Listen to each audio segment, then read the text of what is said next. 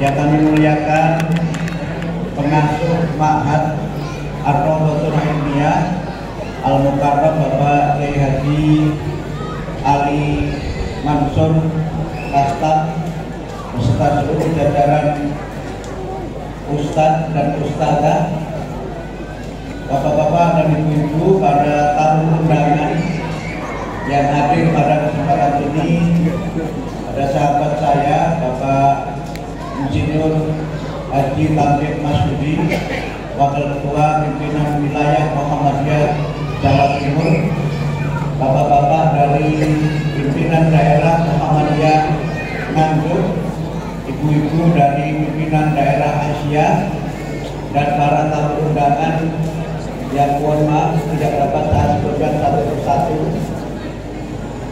Bapak-bapak, ibu-ibu, para wali santri dan yang berbahagia, anak-anakku tercinta, santriwan dan santriwati Ma'had Ar-Raudhatul Ilmiah Kertosono. Pertama-tama marilah kita bersyukur atas nikmat Allah yang terlimpahkan kepada kita, terutama nikmat iman, Islam, dan nikmat sehat walafiat. Alhamdulillah pada siang hari ini kita sekalian dapat bersama-sama memberikan tahniah, memberikan ucapan selamat kepada santriwan-santriwati yang alhamdulillah pada hari ini resmi diwisuda dari Al-Ma'had Ar-Raudhatul Al-Islamiyah Ar-Raudhatul Al-Islamiyah. Saya lihat jasnya seragamnya luar biasa. Ini kelihatan anak-anak yang sangat cerdas dan kelihatan yang akan tampil untuk menjadi pemimpin umat dan bangsa di masa yang akan datang. Dalam catatan saya, ini kunjungan saya yang kedua dalam rangka haflah akhir busana. Tentu saja karena kebaikan hati Ustadz Dardi yang senantiasa menjadi kos kalau saya di sini nginepnya di kosnya Ustadz Dardi yang rumahnya sekelas hotel. Tidak usah ditanya bintangnya berapa. Insya Allah hotelnya itu bintang 5, bahkan mungkin bintang 9 hotelnya itu. Dan juga Pak Kolik yang selalu menjadi IO saya setiap kali saya ke Nganjuk dan sekitarnya. Walaupun alhamdulillah hari ini acara saya tunggal, karena biasanya kalau Mas Kolik atau jadwal saya itu minimal 3/4 sampai merasa bekan ya dengan saya. Tapi alhamdulillah bisa silaturahim di forum yang sangat berbahagia ini.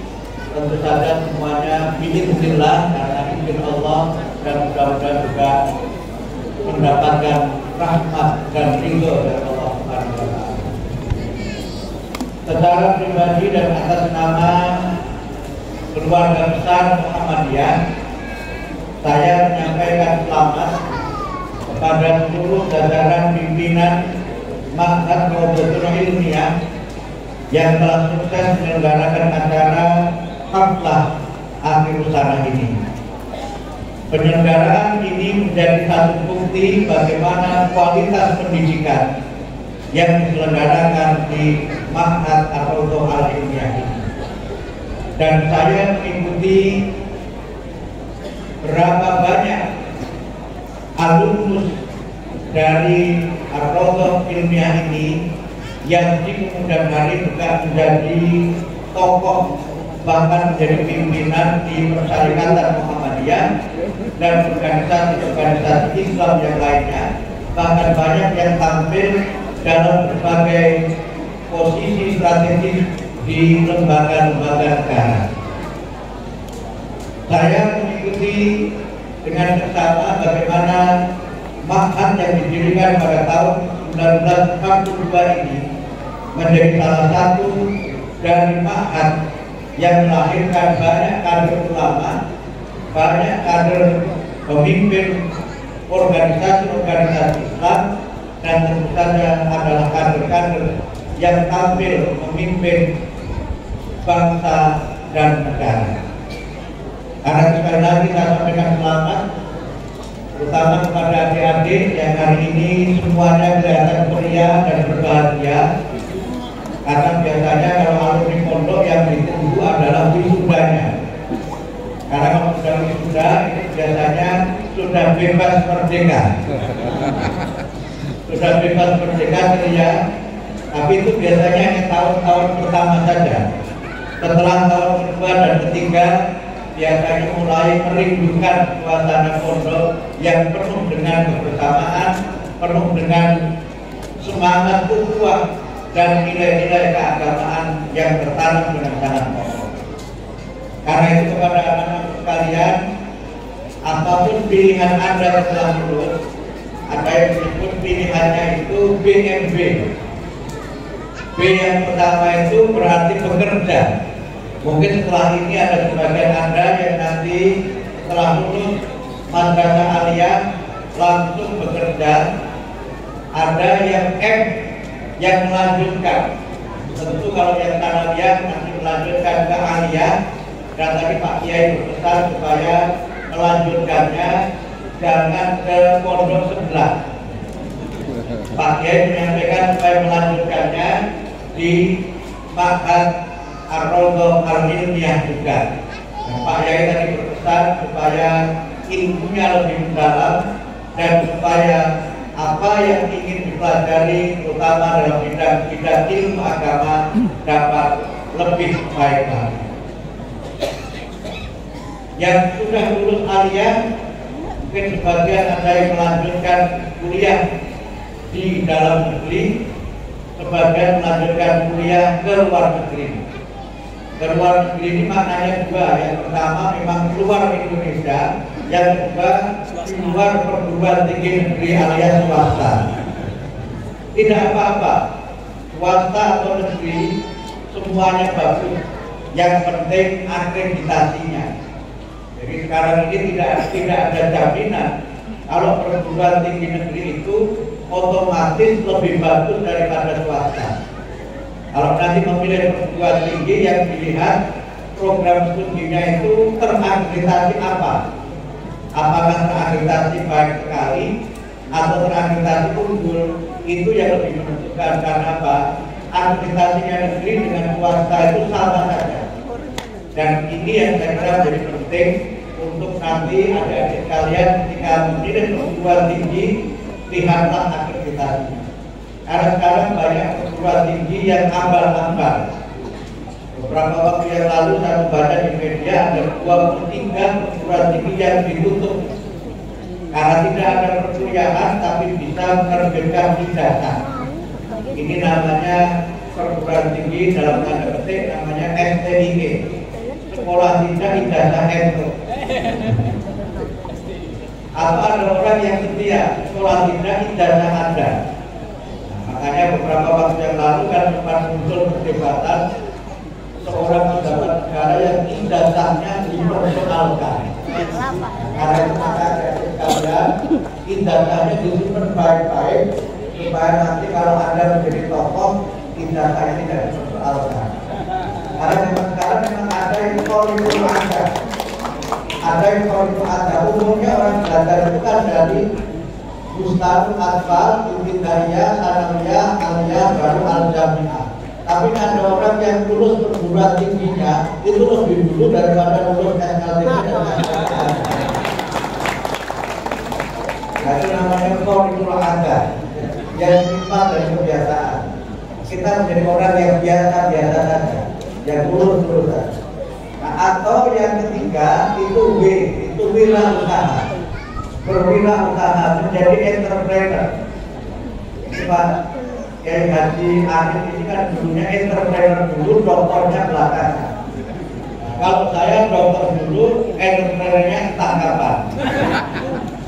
Karena itu Anda yang bercanda kalau misalkan saya itu, kalau kamu sekolah pinter-pinter jadi dokter, nanti paling jadinya itu staf ahli. Tapi kalau jadi pengusaha itu bisa punya staf yang dokter-dokter itu. Tetapi yang bagus tentu saja adalah doktor yang dia juga memiliki kehebatan dalam bidang entertainment. Karena itu kepada adik sekalian saya berpesan 3 hal. Yang pertama, tadi Pak Kiai menyampaikan kemanapun Anda pergi, dimanapun Anda berada, aina ma kuntum, apapun profesi Anda, jaga dan bawa nama baik alma mater, al-ma'had, ar-rawdah, al-ilmiyah. Kemanapun Anda pergi, ingat betul dan tunjukkan bahwa Anda adalah Qorib, bahkan mungkin lebih tinggi dari Qorib, putra Qorib dari ma'had. Sehingga Anda memiliki distingsi, memiliki kelebihan yang dari cara Anda berperilaku, dari cara Anda berbicara, dari adik-adik berinteraksi, orang tahu itulah dia alumnus dari Ma'had Ar-Rawdah Al-Ilmiyah.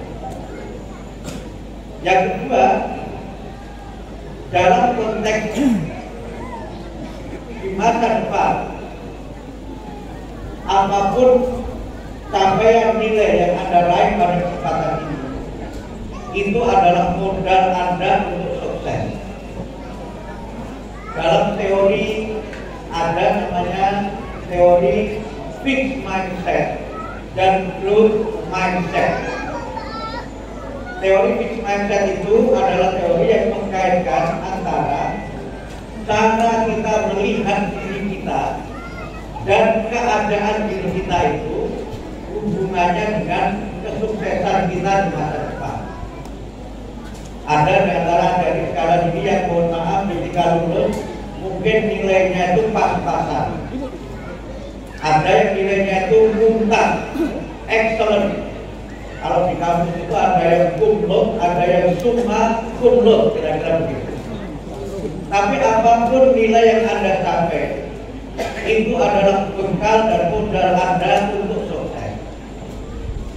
Kalau orang itu berpikir fixed mindset, itu dia berpikir Jabariyah dalam teori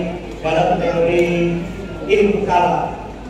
Orang Jabariyah artinya orang yang pasrah pada keadaan dirinya, bahkan menghakimi dan menghukumi dirinya dengan apa yang dia capai ketika itu. Jadi dia mungkin mengatakan memang aku itu sekolah orang pinter, ya wis lah, memang isaku niki, nggak boleh begitu.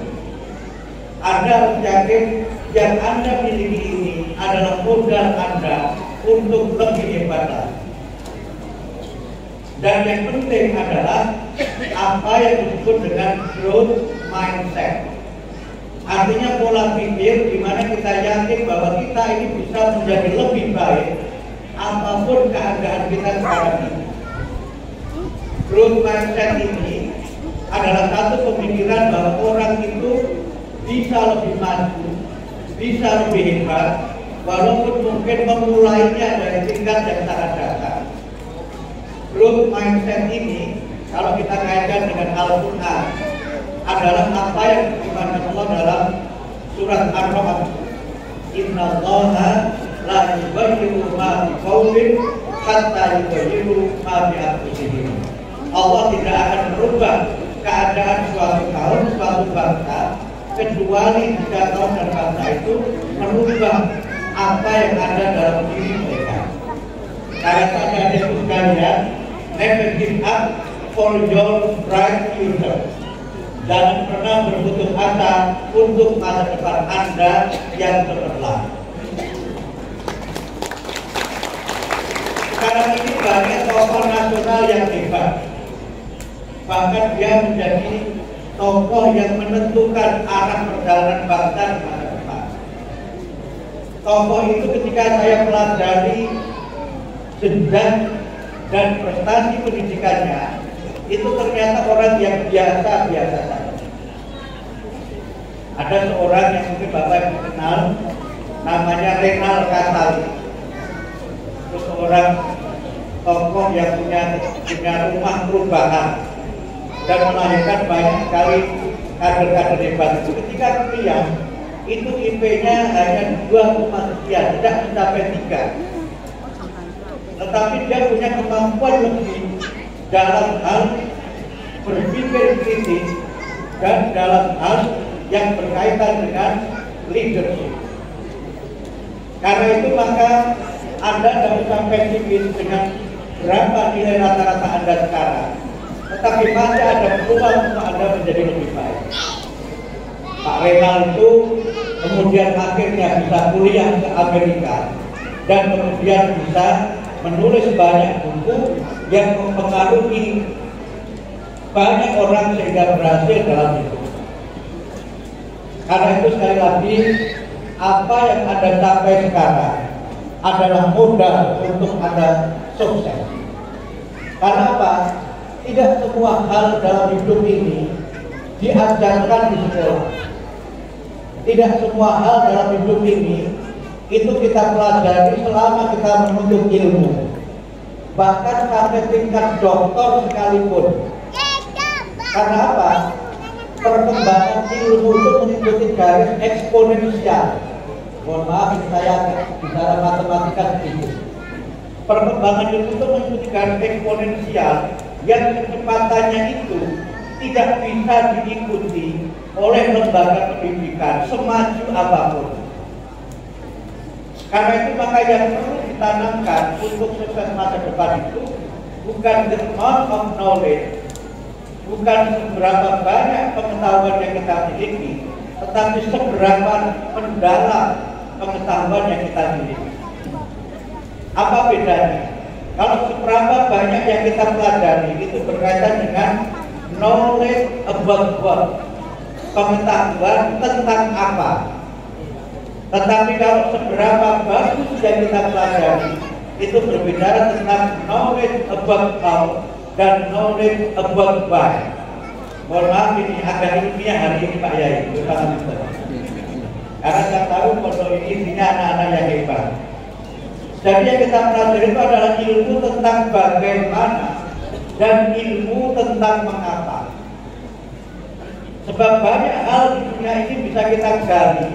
Itu kalau kita mempelajari di balik yang tampak, di balik yang zahir, itulah kunci untuk kita itu maju. Sehingga ada buku ini yang menulis orang Jepang, tapi tinggal di Amerika.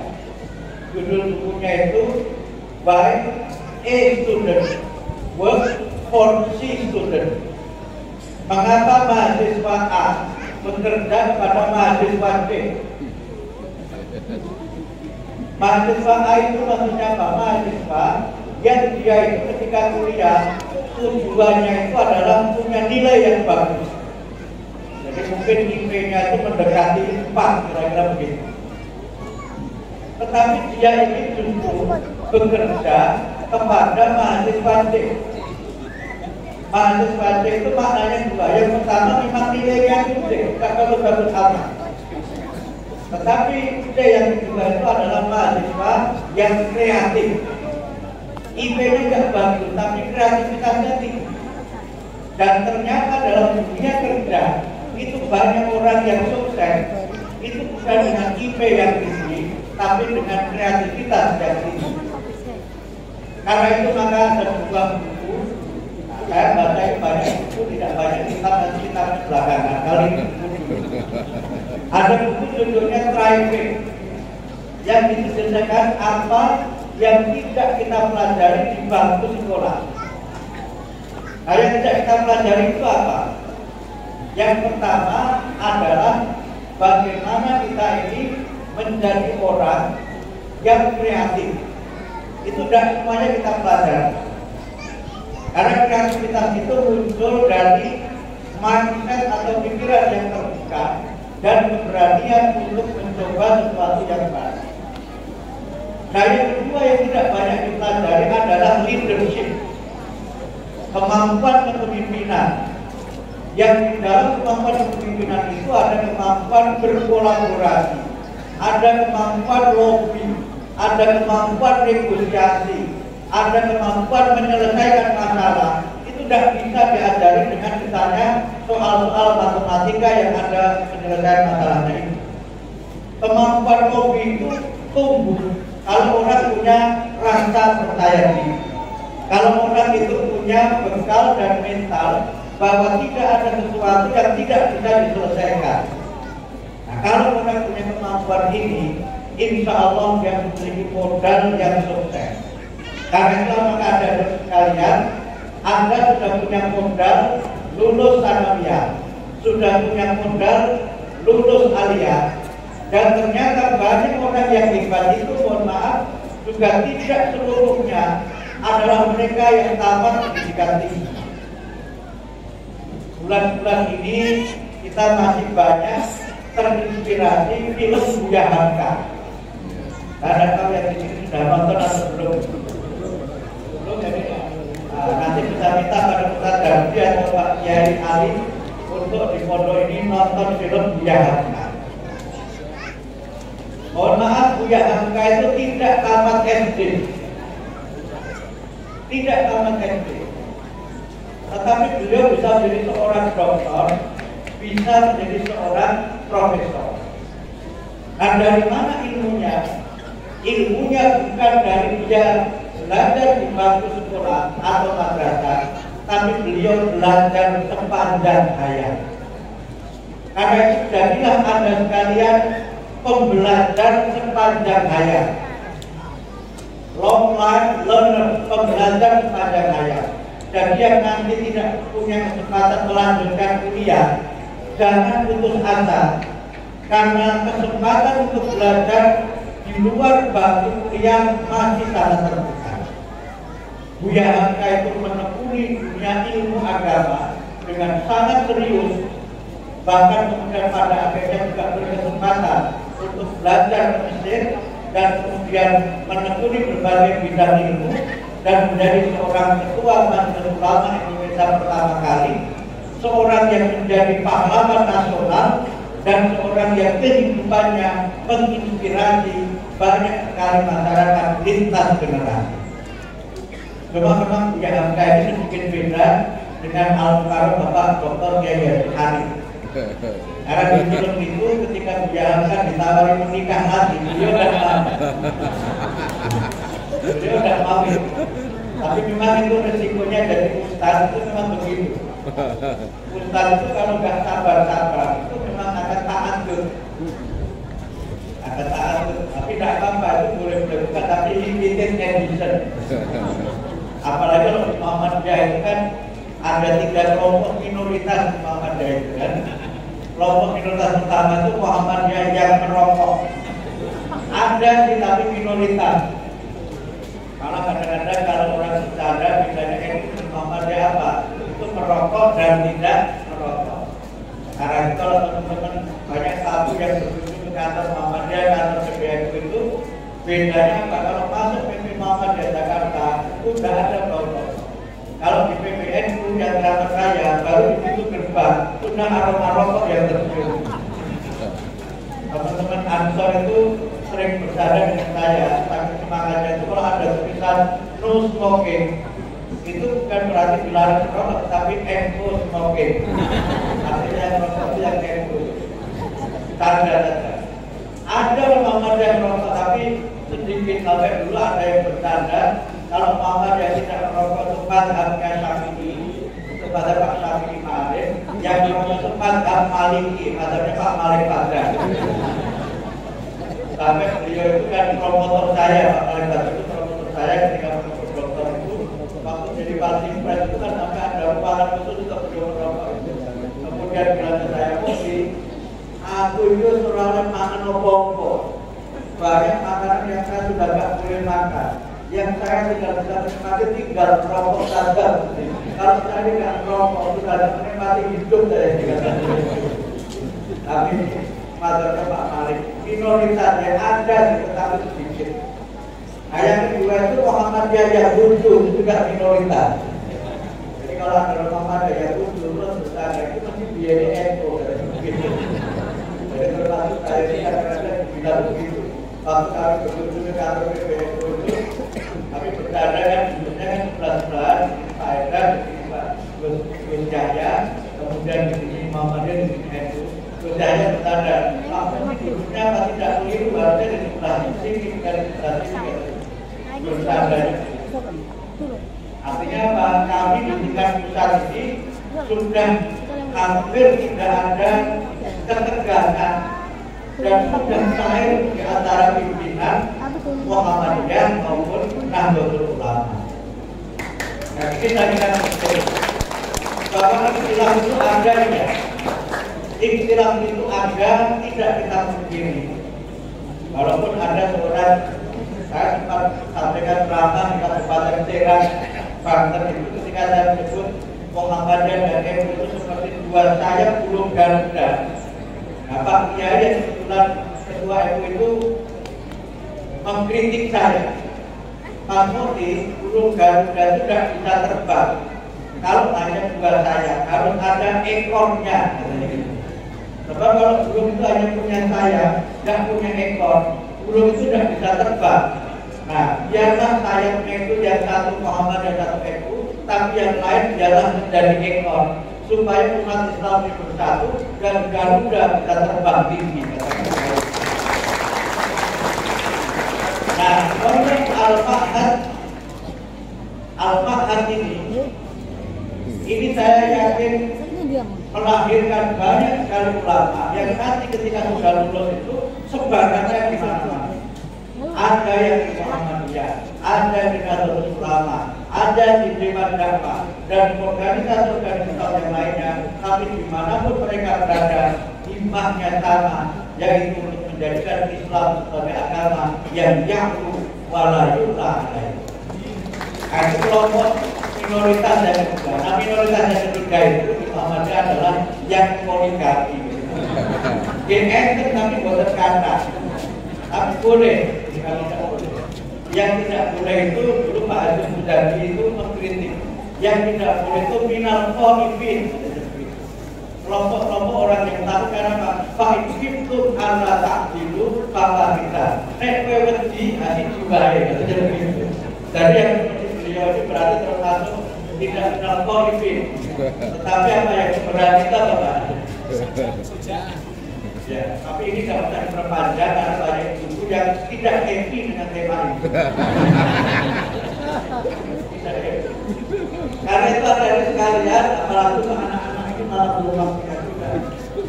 Oleh karena itu maka apapun yang Anda pilih di masa depan itu adalah pilihan yang mulia. Sehingga karena itu maka bekal Anda di masa depan itu bekal ilmu tentu penting. Bekal ilmu itu muhimah kita, tetapi bekal yang tidak diberikan di lembaga pendidikan yang menjadi kunci untuk ada sukses itu. Izinkan saya menyampaikan pada kesempatan ini 3 hal pokok yang harus Anda miliki. Yang pertama adalah bekal iman dan akhlakul karimah. Itulah bekal yang paling penting. Karena iman itu menumbuhkan rasa percaya diri. Iman itu menumbuhkan semangat untuk kita ini menjadi orang yang optimistis. Sehingga di dalam Al-Quran dijelaskan di antara pembeda orang beriman dengan orang yang kafir itu adalah pada sikapnya yang optimis terhadap masa depan. Dalam Quran surah Yusuf disebutkan wala ta'atu firqaufillah innahu la ya'tu firqaufillah illal qaumul kafir. Jangan kamu berputus asa dari rahmat Allah, karena tidak berputus asa dari rahmat Allah itu kecuali orang-orang yang kafir. Karena itu maka dengan bekal iman kita ini menjadi orang yang optimistis. Karena tidak ada masalah yang tidak bisa diselesaikan dan tidak ada hidup yang tidak ada masalah. Sehingga karena itu kalau kita membaca surah Al-Insyirah, Al-Nasrah itu yang saya yakin kalian semua sudah hafal di luar kepala. Allah menegaskan bahwa inna ma'al usri yusra, inna ma'al usri yusra. Maka sesungguhnya beserta dengan kesulitan itu ada kemudahan, dan beserta kesulitan itu ada kemudahan. Saya sering menerjemahkan ayat ini dengan pendekatan lughat atau pendekatan bahasa. Kalau Anda perhatikan al-usr yang berarti kesulitan itu disebutkan dalam bentuk makrifat, yang berarti definite, tertentu. Tetapi yusron atau yusrun yang berarti kemudahan itu disebutkan dalam bentuk nakiro. Artinya apa? Sesungguhnya masalah itu tidak banyak dan jalan keluar untuk menyelesaikan masalah itu sungguh sangat terbuka. Sehingga orang itu bisa jadi orang yang optimistis karena dia yakin bahwa tidak ada masalah yang tidak ada jalan keluarnya dan tidak ada kesulitan yang manusia kemudian menjadi putus harapan. Semuanya harus optimis karena dia meyakini Allah senantiasa memberikan pertolongan kepada hamba-hambanya yang bekerja keras, yang berikhtiar sungguh-sungguh dan tidak pernah berhenti untuk memohon pertolongan kepadanya.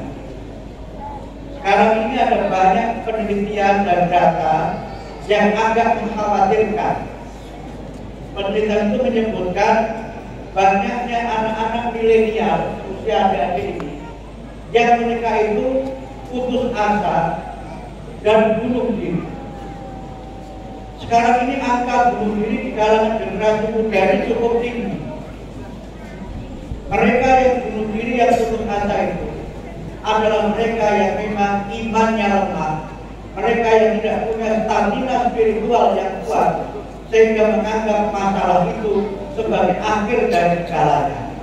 Atau mereka ini adalah korban dari media sosial yang sebagiannya itu menebarkan berbagai informasi nikmatnya orang bunuh diri. Jadi Bapak Ibu sekarang ini banyak orang yang mengkampanyekan bunuh diri. Dan kampanye bunuh diri itu dalam beberapa hal itu diperjuangkan oleh para aktivis hak asasi manusia. Jadi sekarang ini para aktivis hak asasi manusia tidak hanya memperjuangkan hak hidup, tapi memperjuangkan hak mati. Padahal Islam jelas dilarang. Wala taqtulu anfusakum, jangan kamu bunuh diri kamu sendiri. Bahkan tidak hanya itu yang dilarang. Jangan kamu menjerumuskan diri kamu sendiri ke dalam kehancuran. Wala tulqu bi aydikum ila tahluka. Karena itu maka bekal dan modal Anda untuk sukses di masa depan yang pertama adalah iman dan akhlakul karimah. Kemudian bekal yang kedua adalah ilmu. Karena itu kita membaca di dalam surah Al-Mujadilah. Saya kira ada firman sahabat luar kepala. Allah berfirman, "Yarfa'illahu alladziina aamanu minkum walladziina utul ilma darajat." Allah benar-benar akan mengangkat, Allah benar-benar akan memuliakan. Rofa'an tidak sekedar mengangkat, tetapi memuliakan karena derajat dan kedudukannya yang tinggi. Al-A'la, Al-Akram, yang dia itu menjadi mulia karena mereka adalah orang-orang yang beriman dan orang-orang yang berilmu. Karena itu maka adik sekalian, bapak-bapak dan ibu sekalian, kalau kita berbicara mengenai Islam dan ilmu pengetahuan, kita bisa melihat betapa Islam itu adalah agama ilmu. Islam adalah agama yang menekankan pentingnya ilmu. Kalau saya membaca bukunya Abdurrahman Saleh Abdullah itu dia menyebut 2% ayat Al-Quran itu berbicara tentang ilmu.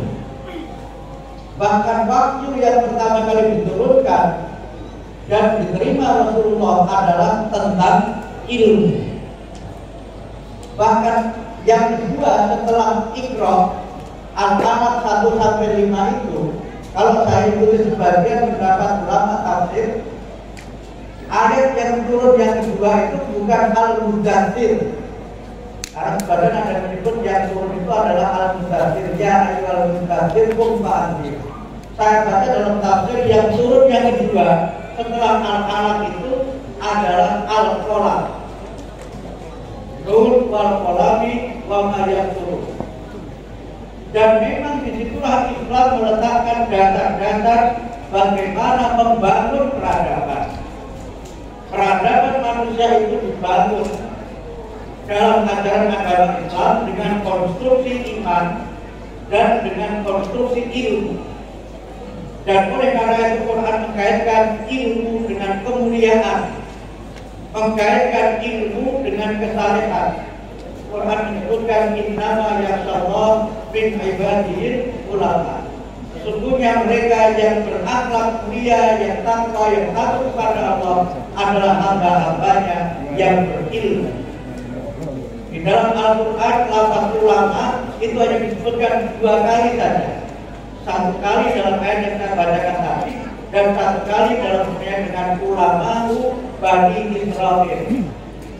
Karena itu maka betapa langkahnya sebenarnya orang-orang yang berilmu dan sampai pada tingkat alim, jamaknya adalah ulama. Dan itu menunjukkan betapa mulianya orang-orang yang berilmu. Dia mulia di hadapan manusia dan dia mulia di hadapan Allah Subhanahu wa Ta'ala. Karena itu maka sebutan orang yang berilmu itu dalam Quran paling tidak ada 4. Yang pertama adalah rasikuna fil ilm, orang yang punya ilmu yang sangat kuat, ilmu yang mencerahkan. Kemudian juga ulul albab, kemudian ulul absar dan ulil nuha. Itu semuanya menunjukkan orang-orang yang punya kecerdasan. Ulul absar itu orang yang punya visi jauh ke masa depan, orang yang visioner. Kemudian ulul albab itu orang yang punya kearifan dengan ilmunya dan dengan kesalehannya. Karena itu maka dari sekalian modal yang pertama adalah ilmu dan akhlak. Terutama adalah modal akhlak dalam dunia kerja itu juga sangat dipentingkan. Kalau tadi Pak Kiai bicara mengenai bagaimana seseorang yang menimbulkan kerusakan. Kalau saya membaca bukunya pendiri Samsung atau Samsung Pak, itu di situ ada buku judulnya itu Samsung Code, rahasia Samsung. Mungkin Bapak Ibu sekarang kalau boleh dicek HP-nya mereknya apa. Saya kira HP-nya paling satu Samsung. Di rumah kulkasnya apa, AC-nya apa, TV-nya apa, mayoritas itu. Dia menyebutkan ada sekelompok orang yang disebut sebagai kelompok orang yang jenius dan orang yang diharapkan membawa perubahan. Dia menyebut 1% orang yang menghidupi 99% orang. Dan orang yang 1% itu, menurut pendiri Samsung ini, adalah orang yang punya kecerdasan dan orang yang punya kemampuan kepemimpinan. Dan di antara kemampuan kepemimpinan dan pemimpin yang dibutuhkan di masa depan yang menjadi kunci sukses adalah kemampuannya dalam menghormati nilai-nilai moralitas atau akhlak yang luhur dan tradisi baik yang ada di masyarakat. Jadi dalam dunia bisnis modern sekalipun, penentu keberhasilan seseorang itu bukanlah kecerdasannya dan kreativitasnya semata-mata, tetapi adalah keluhuran akhlaknya atau keluhuran budi pekertinya. Dan itu yang menjadi jaminan seorang itu sukses. Yang kedua adalah jaringan atau network. Jadi penentu keberhasilan di dunia masa depan itu jaringan. Jadi orang sekarang ini sudah harus meninggalkan pandangan Superman ke arah super team. Kalau Superman itu orang yang semuanya dia bisa kerjakan sendiri, itu Superman. Tetapi kalau super team itu artinya orang yang biasa-biasa saja, tapi dia pandai bekerja sama dengan orang yang lain. Orang sekarang bicara mengenai kolaborasi, orang sekarang bicara mengenai network, orang sekarang bicara mengenai friendship, dan itulah kunci keberhasilan di masa depan. Dan orang itu bisa menjadi orang yang punya banyak jaringan, punya banyak sahabat, punya banyak rekanan. Itu karena dia orang yang memang senantiasa mau belajar dan bergaul dengan orang yang lain. Karena itu maka adik sekalian, kalau orang itu ingin sukses, jangan menjadi orang yang egois, jangan menjadi orang yang selfish. Orang yang egois itu yang mementingkan dirinya sendiri, selfish itu yang untuk dirinya sendiri. Orang yang begini, walaupun hebat, dia tidak akan sukses. Karena itu maka kunci yang kedua sekali lagi adalah kolaborasi, networking, atau jejaring. Sehingga dengan itu maka kemanapun Anda pergi, kalau Anda punya banyak kawan, Anda punya banyak sahabat, maka itulah kunci Anda untuk sukses. Nah, yang ketiga, yang terakhir, kuncinya adalah leadership, kepemimpinan. Walaupun pada level tertentu, leadership itu juga diikuti dengan followership. Kadang-kadang kita menjadi leader, menjadi imam, tapi kadang-kadang juga kita menjadi makmum. Kadang-kadang kita menjadi ro'in, kadang-kadang kita juga menjadi ro'iyah. Itu penting. Kalau orang hanya siap menjadi ro'in saja, tidak siap menjadi rakyat, itu biasanya stres dia dalam hidup.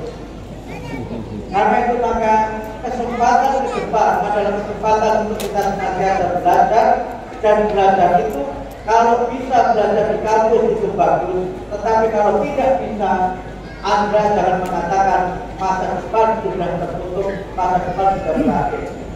Karena apa? Anda bisa belajar kapan saja, Anda bisa belajar di mana saja, dan Anda bisa belajar kepada siapa saja. Dan itulah kunci untuk berhasil. Dengan sekarang dalam dunia kerja itu, yang banyak dicari itu bukan semata-mata dia ijazahnya tingkat apa, tapi dia menguasai keterampilan apa. Sekarang banyak perusahaan raksasa yang tidak lagi menanyakan ijazah, tapi yang ditanya Anda punya keterampilan apa. Dan sekarang ini dunia kerja itu juga dunia tidak hanya linier, maksudnya linier itu sejalan antara yang dia pelajari di bangku kuliah dengan tempat di mana dia bekerja. Banyak kawan saya yang lulusan fakultas tarbiyah tapi sukses bekerja di bank, yang harusnya itu menjadi bidangnya orang fakultas ekonomi. Bahkan banyak juga yang sarjana usuluddin, yang dia sukses dalam bidang-bidang usaha yang itu harusnya bidangnya orang ekonomi. Karena itu terhadap hal ini, kalau Anda punya semangat, kalau Anda punya cita-cita yang luhur, kalau Anda punya keterampilan, punya jaringan, punya kepemimpinan, rezeki Allah itu terbentang bagi hambanya dimanapun Anda berada. Karena Allah sudah menjamin rezeki bagi hambanya itu. Wa ma min dabbatin fil ardi illa 'alallahi rizquha. Tidak ada satupun makhluk yang hidup di alam semesta ini kecuali sudah disediakan rezekinya oleh Allah. Karena itu maka ada sekalian dan ibu sekalian menyangkut